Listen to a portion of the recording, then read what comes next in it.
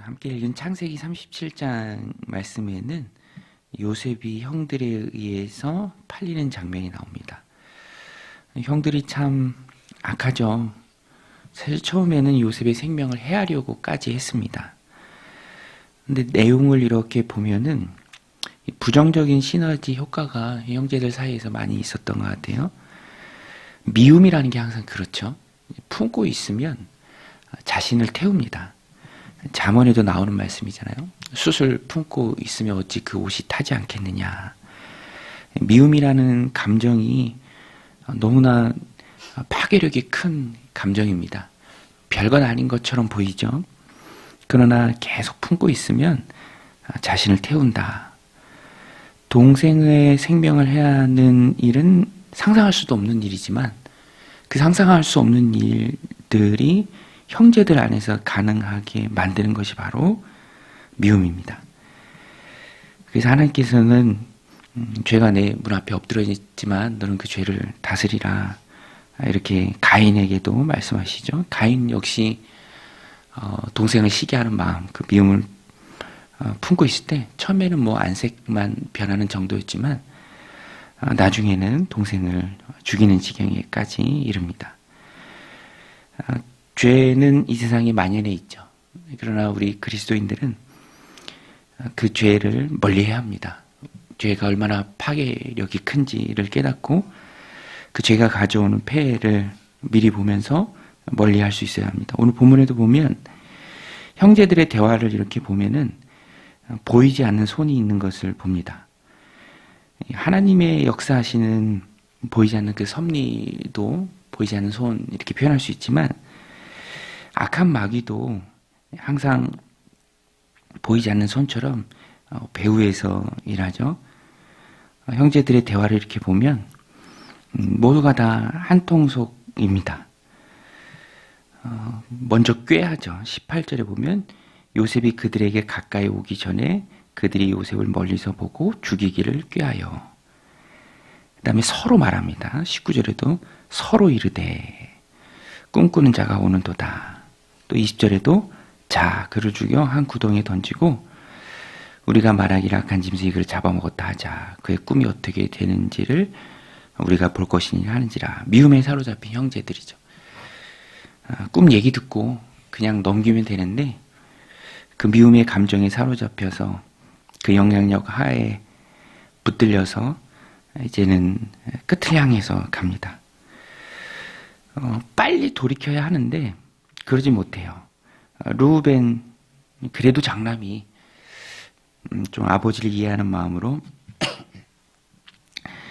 동생을 향해서 좀 선한 계획을 세우는데 그조차도 잘 되지 않습니다.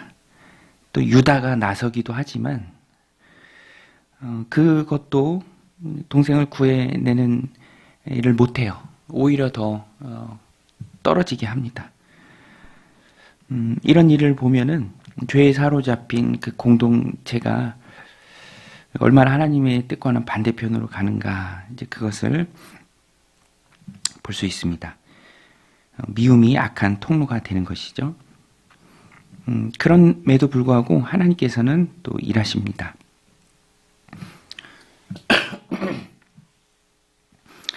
이 본문에 나오는 사람들, 그러니까 형제들의 그런 악한 모습이 결국에는 하나님의 뜻을 이루는 요셉이 애굽으로 가고 또 거기서 총리가 되고 많은 사람들을 기근해서 구원하는 그 결과를 볼 때 선하니까 형들의 이 모습도 어떤 하나님의 뜻을 이루는 도구로 쓰임 받은 것이 아닌가라고 오해하기가 쉬운데 그렇진 않죠.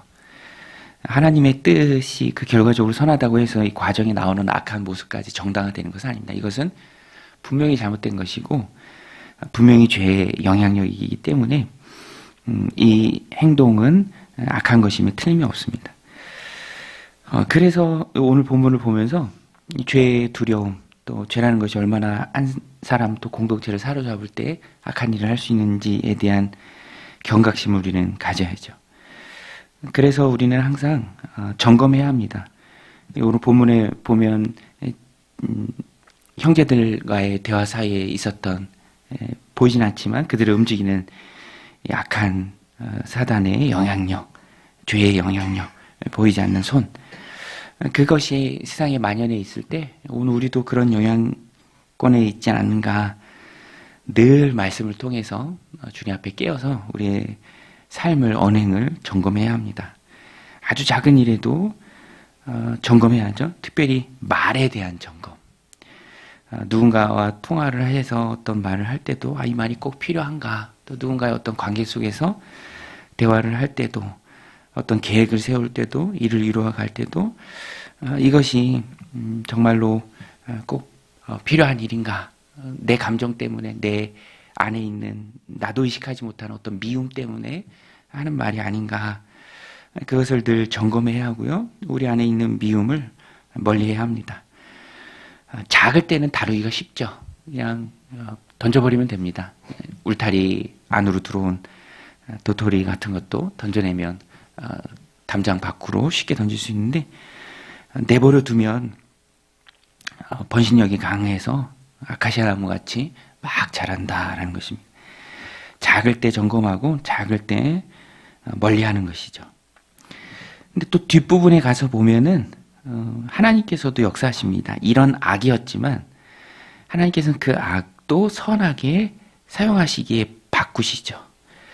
마침 요셉이 팔려간 집이 보디발의 집입니다. 36절에 그 미디안 사람들이 그를 애굽에서 바로의 신하 친위대장 보디발에게 팔았더라.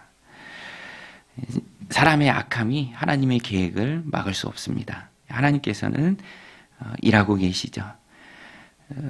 친위대장 보디발에게 팔립니다. 17세에 팔려서 30세에 총리가 되는 그 13년의 연단의 기간, 요셉의 기간, 또 하나님 편에서는 요셉이 총리가 되는 그런 대부분 가장 빠른 하나님의 큰 그림이죠. 그래서 또 이 본문이 우리에게 경각심도 주지만 또 위로와 또 용기도 줍니다. 사람의 미숙함도 바꾸셔서 사용하시는 분이 하나님이시죠. 우리의 연약함도 부족함도 바꾸어서 선하게 쓰시는 분이 바로 하나님이십니다. 그래서 우리가 바라보아야 할 것은, 또 기대해야 할 것은 사람이 아니라, 사람은 이렇게 악할 수밖에 없죠.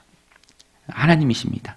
하나님이 주권적으로 놀랍게 역사하신다. 그것을 바라보면서 우리는 하나님 앞에 엎드려 기도해야 하고요. 또 은혜를 구해야 하고, 또 하나님이 나를 통해서 행하실 일들을 기대해야 합니다. 오늘도 하나님이 우리에게 참 귀한 하루를 허락해 주셨는데요. 주말인데 또 하나님께서 나를 통해서 놀랍게 역사하실, 또 새로운 일을 행하실 것입니다. 우리는 그것에 대해서 기대하고 또 기도하면서 죄는 멀리하지만 또 나를 통해서 역사하실 그 하나님에 대해서는 기대하며 나아가야 합니다. 오늘도 이 말씀 마음에 새기고 내가 하나님 섭리 가운데 있음에 작은 죄들을 멀리하고 또 내 인생을 들어서 아주 선하게 인도하실 그 하나님을 기대하는 마음으로 오늘 하루를 출발하는 저 여러분들이 다 되시기를 주님의 이름으로 축원드립니다. 우리 같이 말씀 붙들고 이렇게 기도하며 나아가겠습니다.